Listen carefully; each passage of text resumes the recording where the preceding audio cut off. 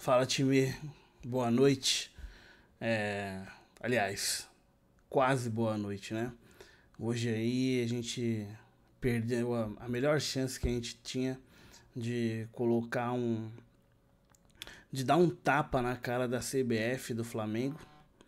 A gente deixou essa oportunidade aí escapar pelos dedos. Nunca foi tão fácil como hoje a gente mostrar que não precisa, né? Ter tanto esquema no futebol, né? Basta deixar as coisas acontecerem. Mas hoje, infelizmente, o Corinthians não conseguiu fazer valer, né?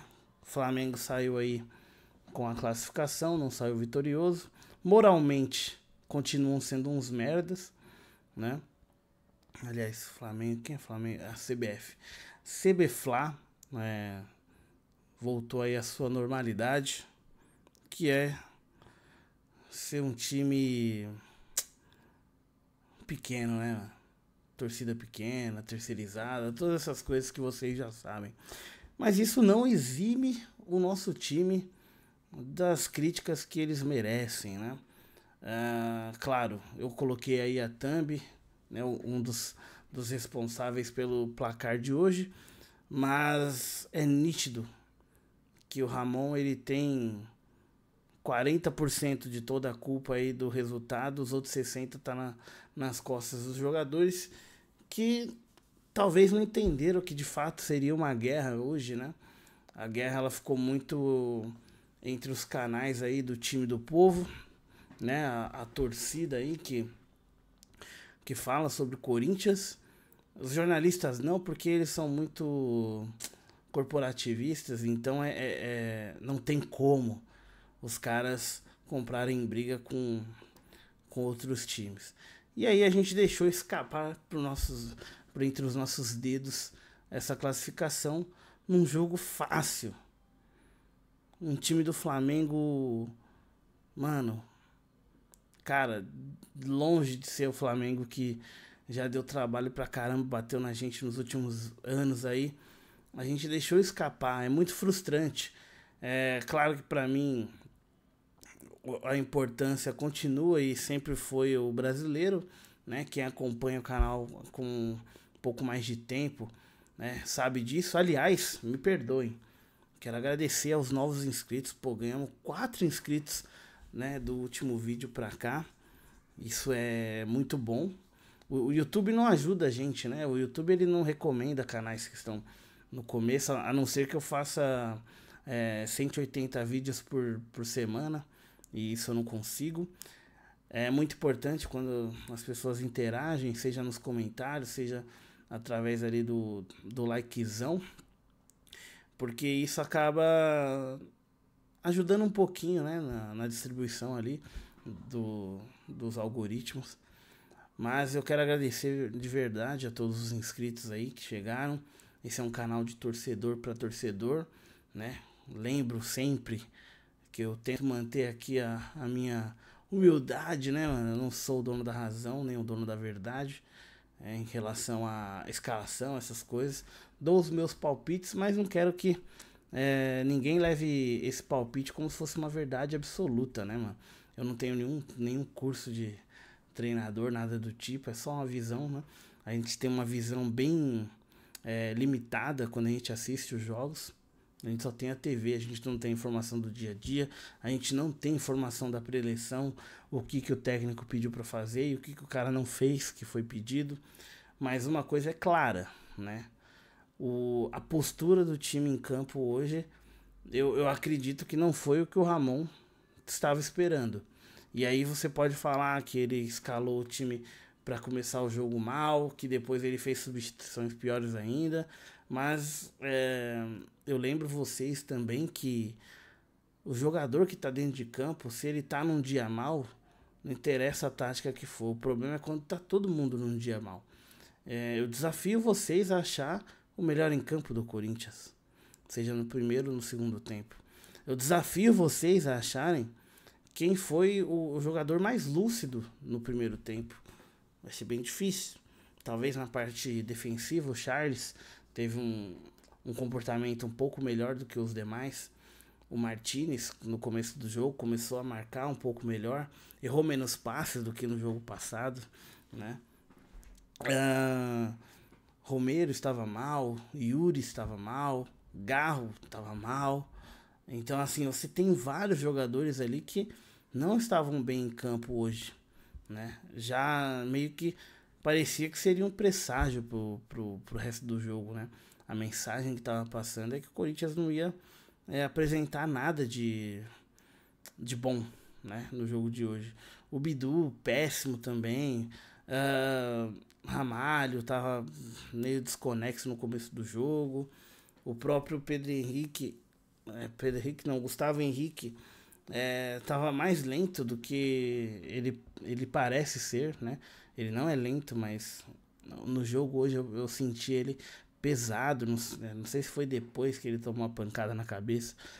Enfim, Mateuzinho também tava com dificuldade para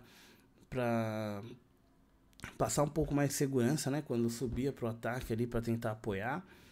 E, cara, que jogo difícil. Vamos falar aí da escalação. Eu já dei metade dos nomes aqui, mas não falei a escalação, né? Vamos lá. O Corinthians foi a campo com entre aspas, o melhor que ele tinha. A gente já sabia que alguns jogadores não iriam começar o jogo por conta da partida passada, né?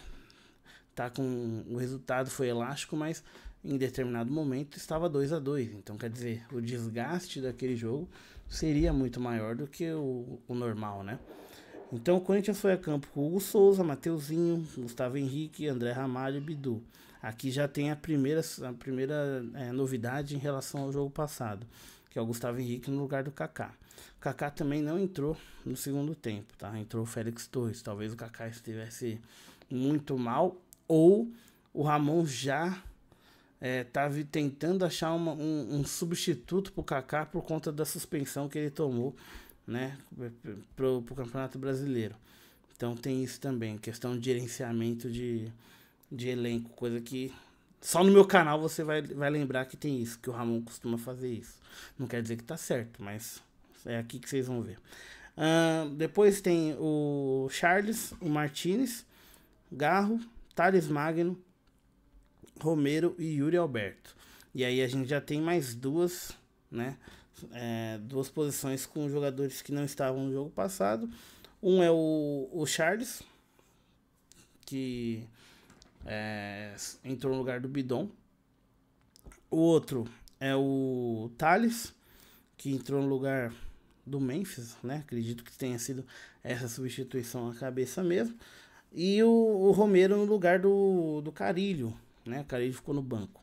E lá na frente o Yudi Gol Alberto, que hoje foi o Yudi sem gol Alberto. O que a gente tinha no banco, né, para tentar mudar e que não mudou, era o Félix Torres, Carilho, Igor Coronado, Giovani, Pedro Henrique, Matheus Donelli, Kaká, Fagner, Breno Bidon, Alex Santana, que criou-se uma expectativa de que ele estaria apto para o jogo hoje e pelo jeito não estava, Ranivon e Hector Hernandes, né?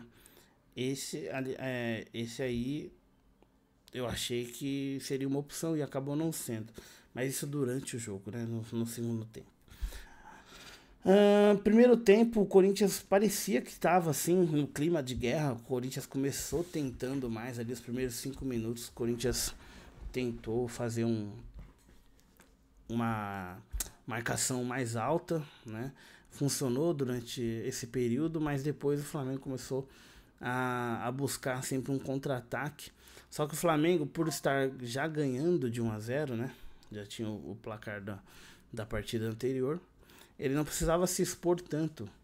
E na minha visão, a estratégia do Flamengo era: se chegar com qualidade no ataque, ok. Se não chegar, busca uma faltinha na lateral pra gente botar na área e ver no que vai dar. De fato, foi o que aconteceu. Tem um lance, uma falta que não existiu. Primeiro teve uma falta, não existiu entre aspas, né? Primeiro teve uma falta no Yuri do outro lado, na ponta esquerda, né, do ataque da CBF. E nessa roubada de bola que ele não deu a falta,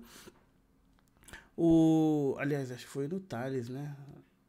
Eu não lembro agora se foi no Thales ou no Yudi. há uma virada de jogo para a esquerda do ataque da CBF. Eles vêm pro ataque e aí o Charles dá o combate e pega a bola. Mas aí o Daronco, né, atrasado como sempre, longe do lance, deu a falta. Vem o cruzamento, gol da CBF, gol que estava impedido por pouca coisa, claro, mas estava impedido. Então você já tem um fator ali que é, caramba, a gente tentou, o cara chega na primeira e já mete um gol, né? E a gente tem que agradecer que o cara estava impedido. Depois disso, o Flamengo continua gostando do jogo, continua trocando bola com mais facilidade. O Gerson já estava pendurado com cartão. Depois a gente ainda tem um lance do Bidu no ataque, toca uma bola, troca passes ali com o Garro, sai na cara do gol praticamente ali na entrada da área, chuta forte, o Rossi defende, escanteio para nós. Esse foi o lance mais lúcido que o Corinthians teve. Depois é só escanteio, tentativas frustradas do Yuri, chutes mais ou menos, o Garro não chutou quase nenhuma de fora da área. Era um time que ainda não tinha se encontrado, e péssimo dia para o time não se encontrar, enfim. Outra coisa que eu deixei aqui separado para falar separado não, né? Mó migué da Priola, né? Não separei merda nenhuma. A expulsão, mano, do Bruno Henrique, cara. Porque assim, eu mandei no grupo de uns brothers meu que a gente fica falando toda hora ali durante o jogo. E eu falei, né, depois que vem a expulsão aos 28 do primeiro tempo ali, do Bruno Henrique, eu falei, caraca, mano, essa expulsão ela é positiva, mas ela é negativa ao mesmo tempo. Por quê? Porque se tivesse 1-0, ok. Mas uma expulsão tão cedo com 0-0 e a gente precisando fazer um gol para ir para pênalti, então vem toda aquela questão do Juventude, que, né, vem todas as vezes que o Corinthians não conseguiu se sobressair. Não só o Corinthians, né? Estatisticamente não é tão fácil fazer gol quando você tá com um a mais, né? Isso as casas de apostas até usam isso. Se você reparar, quando você vai ver as odds, você vai ver que ela não sobe tanto, né? Ela não compensa, não é aquele risco que vale a pena. Por quê? Porque eles deixam lá embaixo e se você colocar que não vai sair, mano, você perde dinheiro. Então, por quê? Porque não é tão comum um time que tá com um a menos, um a mais, ganhar com facilidade. A não ser que o placar já estivesse resolvido.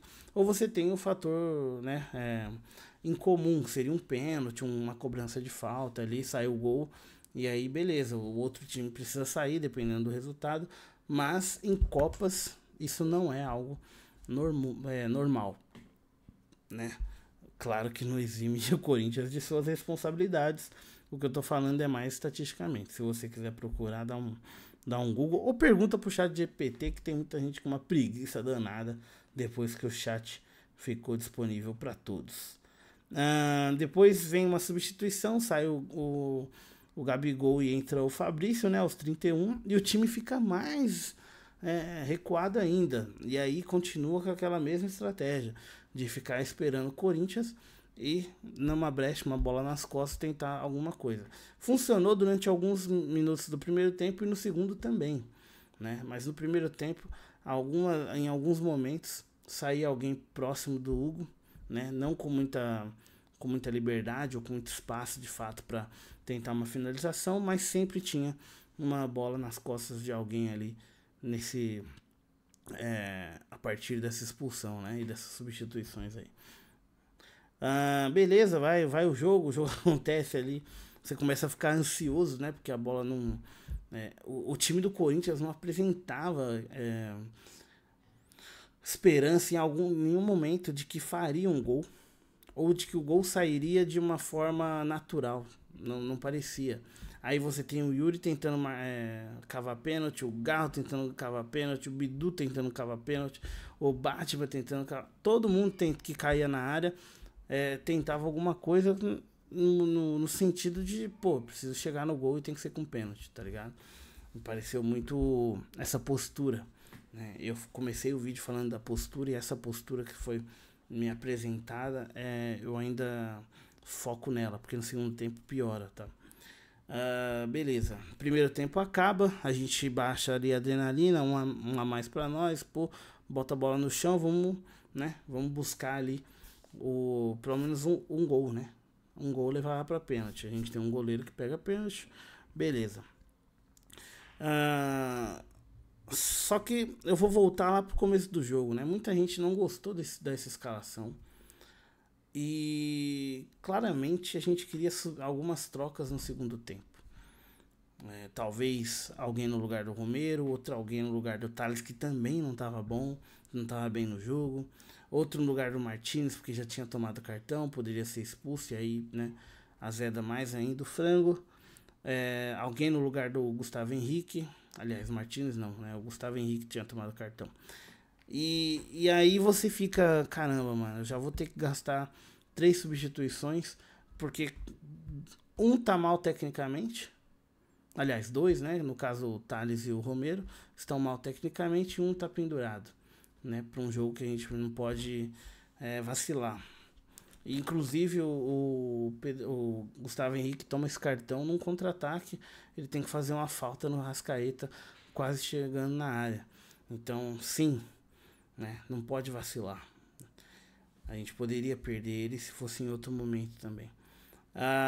E aí vem as substituições, né, as primeiras 2 substituições já na volta do intervalo, que foram a troca do Carrilho no lugar do Martínez e quem, mano? O Félix Torres no lugar do Gustavo Henrique, né? Aliás, e aí do outro lado, né, a contrapartida foi o Ayrton Lucas no lugar do Alexandro, né? Então o time ainda ia continuar, né? Mas enxuto, né? O time da CBF lá ia estar mais recuado da mesma maneira. E o nosso, teoricamente, é um pouquinho mais pra frente. Mas por que continuou com 2 volantes e não, né, não soltou um pouco mais o time? Porque se o time tá mal tecnicamente, ele vai dar muita oportunidade pro outro time atacar. E não foi e foi justamente isso que aconteceu. O Corinthians ainda deu campo pro VAR atacar. E aí a gente teve ainda esse risco de tomar gol com 1 a menos, cara. Aliás, com 1 a mais. Então, assim, analisando friamente, se você quiser ter um pouco de boa vontade, eu sei que isso não é simples, mas ter um pouquinho de boa vontade, dá pra você entender o porquê de algumas coisas. De outras você fica um pouco mais reticente, mas nesse caso específico, dá pra entender por que ele manteve 2, né? O Charles não estava mal na parte defensiva, mas também não estava apoiando na parte ofensiva.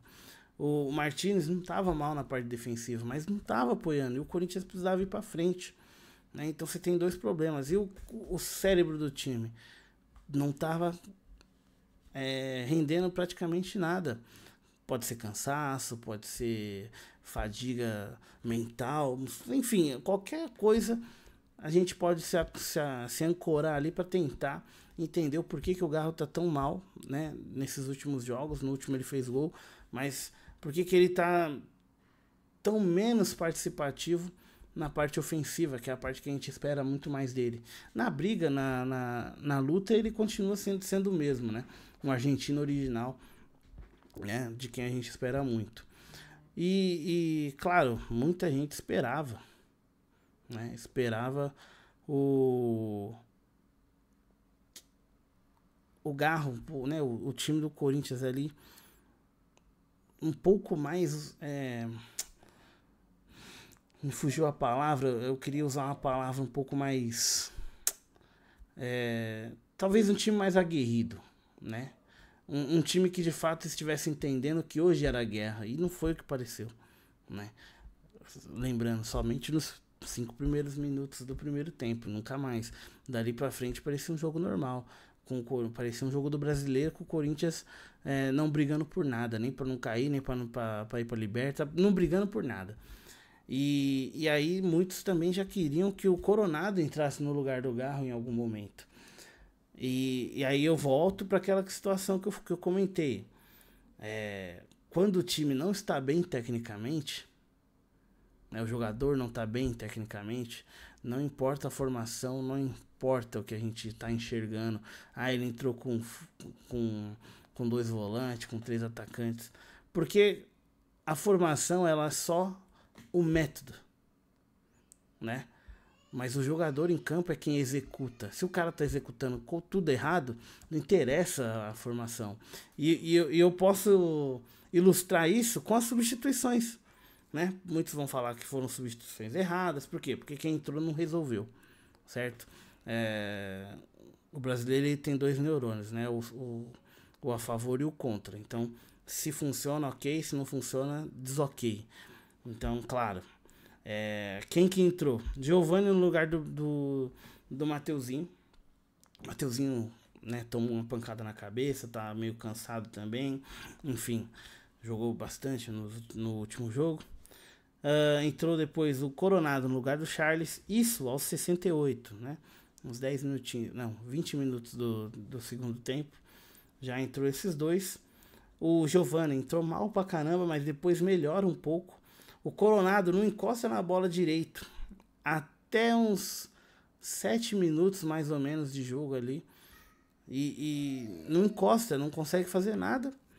Quando começa a jogar, já tá muito perto do final, né? Já tá contra o tempo total. E se você estiver ouvindo alguém gritar, é meu filho que o menor acordou e tá cheio de energia. Então, já peço perdão. Já.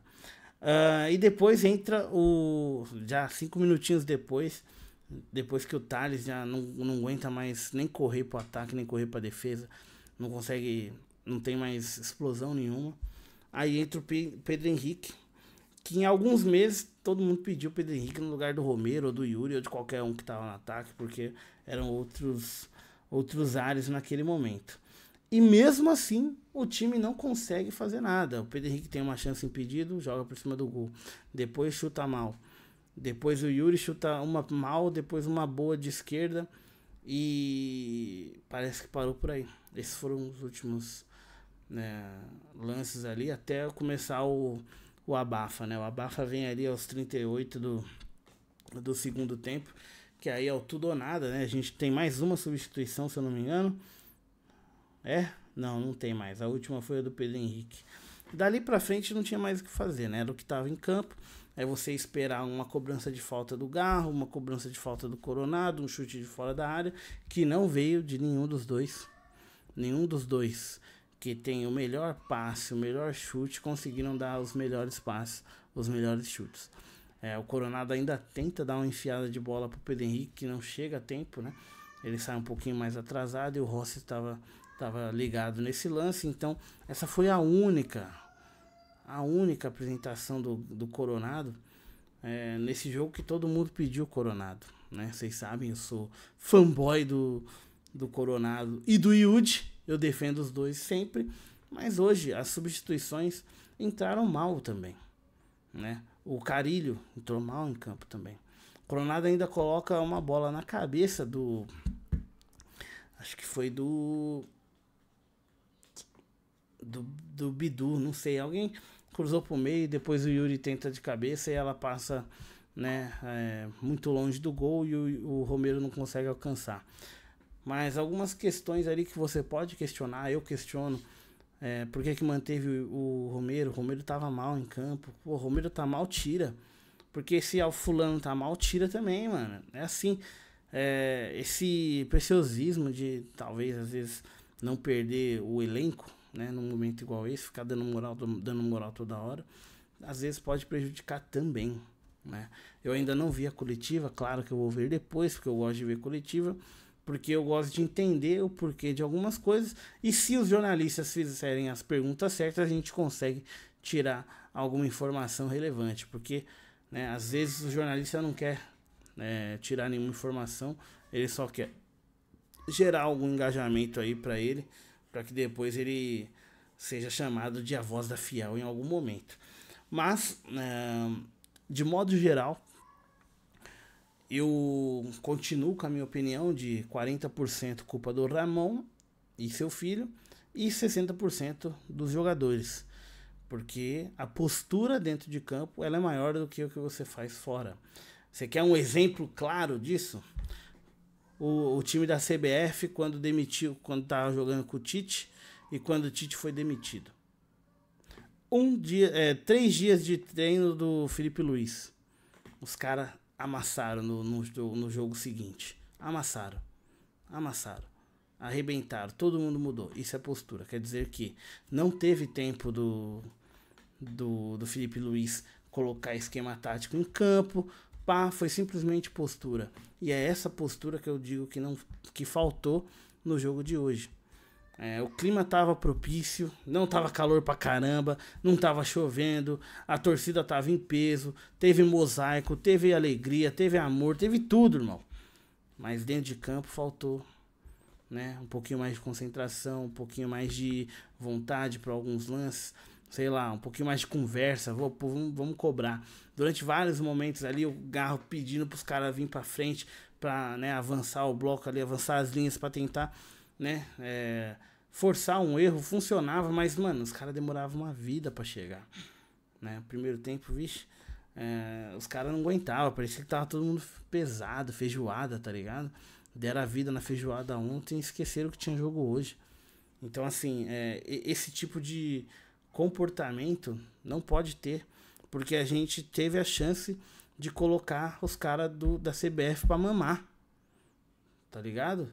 Pra mamar. A gente não perdeu, mas moralmente a gente saiu derrotado, pô. Porque a gente acabou sendo humilhado pela CBF maldita. O time lá do incendiário lá saiu com a classificação. Do outro lado, o outro safado também saiu com a classificação. E os caras que estavam certos dentro do regulamento se lascaram, né? Então, sim, não tem justiça no futebol, é isso, vai se lascar. Mas o que dá pra gente pegar de bom desse jogo e levar pro brasileiro, ou até mesmo pra jogar contra o Racing, sei lá, pela Sul-Americana? Não foque apenas em formação. Preste atenção na postura dos caras em campo. Se os caras estão concentrados, se os caras estão bem, se os caras estão mal. Pô, isso diz muito. Se os caras estão cansados, se os caras estão descansados. Pô, o jogo de quinta-feira foi maravilhoso. O time tinha até força para ir buscar a vitória depois de tomar 2 gols. Hoje era contra o Flamengo. Pô, o Flamengo perdeu pro Fluminense. Tá ligado? Ganhou de nós de 1-0 na casa deles. Tiveram chance, mas o que importa é bola na rede, né? Ganharam só de 1-0. E hoje eles não fizeram gol na gente. O melhor lance dos caras foi o gol impedido, depois não teve mais. Então, assim, era um time que dava pra gente bater. Era um time que dava pra gente ganhar com autoridade, mandar os caras sair daqui com horário marcado. Pra esperar o ano que vem pra eles fazerem alguma coisa com nós, tá ligado? E não, mano, a gente perdeu essa oportunidade. Hoje, nota 10 pra torcida. Eu não vi depois do jogo, mas nota 10 pra torcida. Não sei se teve algum tipo de retaliação da torcida para com o time, que não se mostrou ideal. Se eu tivesse que dar nota hoje para algum jogador do time, eu daria 5 para todo mundo, tá? 5 para baixo, porque ninguém se destacou, né? E para não dar 0, é melhor dar um 5 para todo mundo, que ninguém passa de ano. Só que ninguém saiu humilhado do jogo de hoje. Triste pra caramba, hein, mano? Putz. Mas vamos falar de coisa boa, né, mano? Coisa boa é terça-feira tem jogo. A gente tem toda a chance do mundo de melhorar essa imagem arranhada, desgastada que ficou hoje. É triste. Eu vou tentar ali dar uma animada ali com o menor que tá cheio de energia, pra tentar mudar, porque, pô, amanhã já é segunda, tá ligado? Amanhã já é segunda.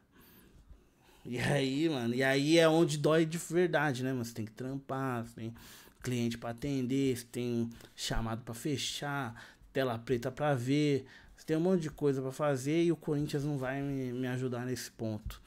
Espero que vocês tenham gostado. Não esquece de dar um like, curtir, comentar. Tem o link aí da Amazon sempre, tá ligado? Se você quiser comprar um negocinho, né? Natal tá chegando, compra através do link da Amazon. Qualquer coisinha você já tá ajudando o canal, né? Então é isso. Tô puto pra caramba, mas como eu não falo palavrão, daí não dá pra eu extravasar aqui, né, mano? Aí eu fico só na humildade. Próximo jogo tamo aqui de novo. Eu disse no outro jogo, eu não tenho costume de ficar, né, repercutindo notícia, porque eu acho que isso é bait, isso engana nós e dá dinheiro pra quem muitas vezes nem merece, tá? O Yudi pode não jogar contra o Palmeiras por conta da suspensão. Kaká também tá fora. A gente tem que juntar os cacos, porque o jogo de domingo também é importante, a gente não pode perder, mas perder não é o fim do mundo. O importante é ganhar.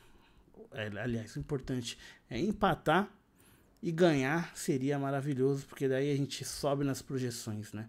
A gente ganha mais pontos do que estavam nas projeções. E aí eu não vou falar que é clima de guerra, porque se eu falar isso, pode ser que o time entenda que guerra é só no Call of Duty, que lança dia 23, e o meu já tá garantido. Se quiser acompanhar lá na Twitch, o pai joga também lá, T Bernardes 12, do jeito que tá aí, mano. Lá o pai joga, eu vou jogar a partir da meia-noite, hein? Esquece. Tamo junto, é nóis, vai Corinthians, se inscreve, hein? Paz.